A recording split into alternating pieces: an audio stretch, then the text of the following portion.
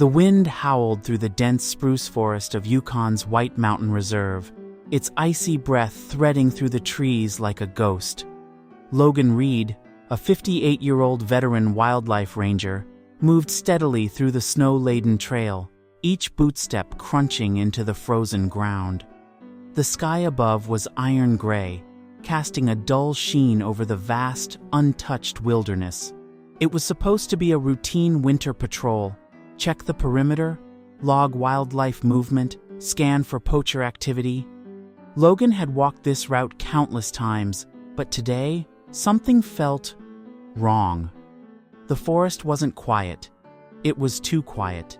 No bird calls, no rustling squirrels, not even the distant snap of branches. Just a silence so thick it hummed. Logan slowed, senses sharpened from decades of listening to the land. Then it came, a low, guttural sound, half growl, half moan, slicing through the stillness like a blade.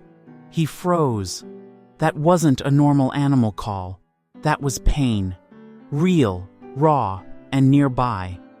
He gripped his radio, thumb hovering over the call button, but instinct pulled him toward the sound instead. Moving carefully, Logan slipped between frost-draped pines, heart pounding. Each step tightened the knot in his gut. He didn't know what he'd find, but he knew this forest, and he trusted its warnings. Whatever was waiting for him ahead, it was no ordinary animal encounter. It was the beginning of something that would test not only his courage, but the very line between man and beast. Logan moved with slow, deliberate steps, the frigid air biting at his face as the guttural groan echoed again. Closer now, more ragged, more desperate. Pushing through a wall of snow-draped branches, he stumbled into a narrow clearing and stopped cold. There, half buried in the snow, was a massive grizzly, its fur matted with blood, its flank rising and falling in jagged, uneven breaths. Steel glinted cruelly in the pale light. 3 traps, one clamped around a front paw, another digging into the rear leg, and a third cruel jaw trap gnawing into its opposite forelimb. Logan's breath caught. The bear was immense, easily 800 pounds, but its strength had been drained by pain and blood loss. Its dark eyes locked onto his, not with fury, but with something deeper: resignation, fear, maybe even trust. He should back away. This was madness, but something in that gaze rooted him to the spot. Slowly, Logan unslung his pack and pulled out his wire cutters. "Easy now," he whispered, crouching low. The bear didn't move. Inch by inch he approached, and with trembling hands began to cut. One snare snapped open, then another. The final one groaned, then released. The bear didn't lash out, it just breathed and stared, and a connection was born. The snow fell harder now, thick flakes swirling like ash as Logan knelt beside the wounded grizzly. Blood soaked the snow in dark pools around its massive frame, the open wounds still oozing from where the traps had torn flesh from bone. The bear didn't growl, it didn't move, it just breathed, slow, ragged, but steady. Logan reached for his radio, his voice firm but low. "Base, this is Ranger Reed. I've got a grizzly, badly injured, multiple trap wounds. I need a wildlife rescue team ASAP." Static crackled, then a response. "Copy that, Logan. Help's on the way. Hang tight. Hang tight." Logan looked at the bear again. The creature's eyes flicked toward him, half-lidded, glazed, but aware. He should leave. Keep his distance. But something deeper kept him there. From his pack, he pulled out gauze and an emergency blanket, wrapping the worst of the wounds with trembling care. His hands moved slowly, always watching the bear's face. It didn't resist. It didn't strike. It allowed him. When the wind howled louder, Logan draped the blanket over its back, shielding it from the cold. Then, without thinking, he settled beside it in the snow, sharing warmth, sharing silence. A ranger and a beast, bound by pain, and something more powerful, empathy. The distant whoop-whoop of rotor blades cut through the snowy silence, growing louder with each second. Logan stood as the wildlife rescue helicopter hovered overhead, its spotlight sweeping across the clearing like a beacon of salvation. Moments later, a team in bright orange parkas descended into the whiteout, led by Dr. Maeve Sullivan, a no-nonsense wildlife vet with sharp eyes and steady hands. "You weren't kidding," she muttered, kneeling beside the bear. "It's a miracle he's still breathing." The sedative was administered quickly, the bear's massive body relaxing into a deeper stillness. Logan hovered nearby, his jaw tight, hands twitching with a restless energy.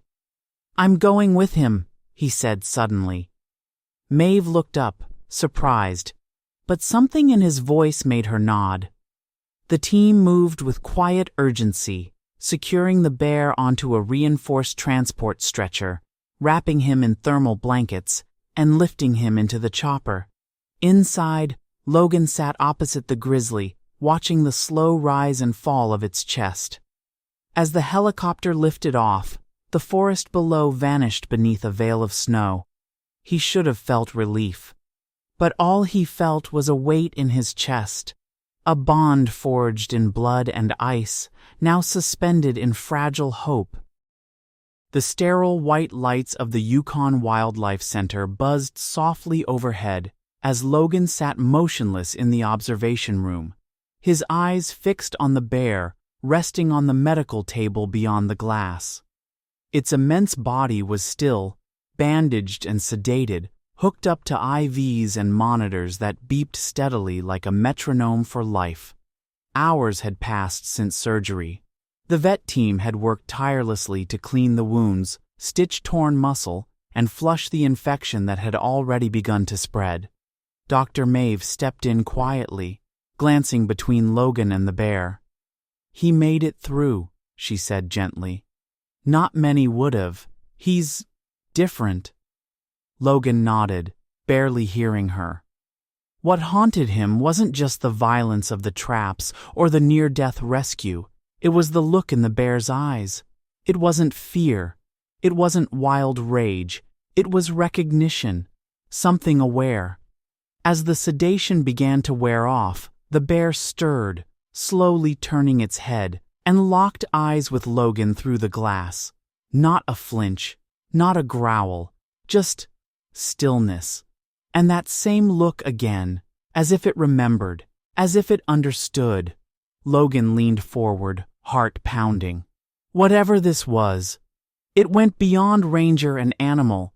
It was something unspoken, ancient, and real. Days passed, and though the bear's body slowly mended, Logan's thoughts grew heavier. Something about those traps gnawed at him. They weren't random. These were heavy-duty snares, designed to maim large predators. Too specific, too cruel. And then came the call. Maeve met him in the hallway, a grim look in her eyes. "They found more traps," she said. "Same design, same area." Logan's jaw clenched. Poachers. He had suspected it, but now it was fact. Not just a rogue trapper, a deliberate hunter, targeting apex wildlife deep in protected lands. And this bear? Logan was certain now. It wasn't a coincidence. He pulled up maps, field reports, and old patrol logs, tracing patterns in red ink until the paper looked like a crime scene. This was more than illegal hunting. This was a systematic targeting of predators, and no one knew who or why. But Logan intended to find out, not just for the bear, but for everything it represented.